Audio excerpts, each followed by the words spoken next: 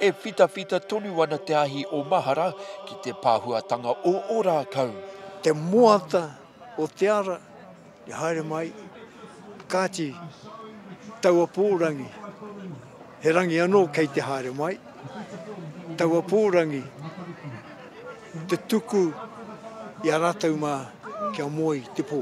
Ōrākau, te whenua te kāinga. Ko ia ko te kotahi rau ono te kautanga o te pakanga i maringi ai te toto i riro ai te whenua a kuni ka whakahokia ki ngā iwi. Ko te wiki haere mani o haere mai nei ka tīmata te whakauru atu he pire hou ki roto i te whare pāremata. Kia mutu ana tōna haere ki roto i ngā mahi o te whare pāremata, te mutu ngā iho ana ka whakawhitia mai ngā taitara o te whenua nei ki te hau kāinga. Ki ngā iwi kia nei ko ngāhi e toru. Ko Waikato Maniapoto me Ōrākau.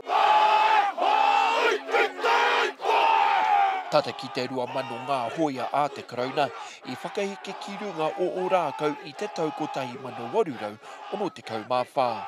Tōna torurau noa iho ngā uri o Maniapoto i konei i taua wā ko te nuinga i mate.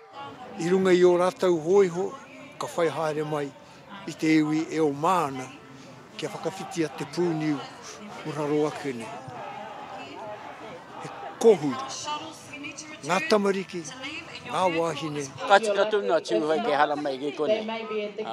Ki o mātou nā mate, o mātou nā tipu nei, mate ke i rune i te pakana. I hara mai e ki kone ki te tautoko i a Maniapoto. Ko te minita take Māori ko tama pōtaka te māngai o te karauna i tēnei rā, hei tā ahirangi te pai, mana te hara a te karauna e whakaia. Kua haina tia i roto i te kāwana tawhito, te kāwana tanga tawhito, me ngā iwi o te motu. Kua hiritia tēnā Pūkōrero, tēnā kirimana, ko te timatanga tēnā o te me ki te tuhinga o te pire hou, o te kāwana hou, kia mutu rāno tēnā pire tōna haere, nā ka mutu wawe tēnā mahi, nā ka tae te kāwana te whakokia mai te whenua.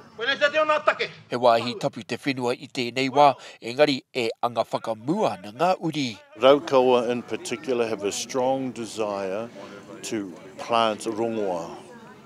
And Maniapoto is of the strong desire, based on our kōrero, that trees should be replanted back on this barren land and return it to the beauty and sanctuary that it used to be. Ko te manoko nui ka ia te pire nei i roto i te whare o kāwanatanga i mua te mutunga o tēnei tau kātahi. Ka rua ka whakahokia mai te whenua o Ōrākau ki ngā iwi e toru i mua i te mutunga o te tau.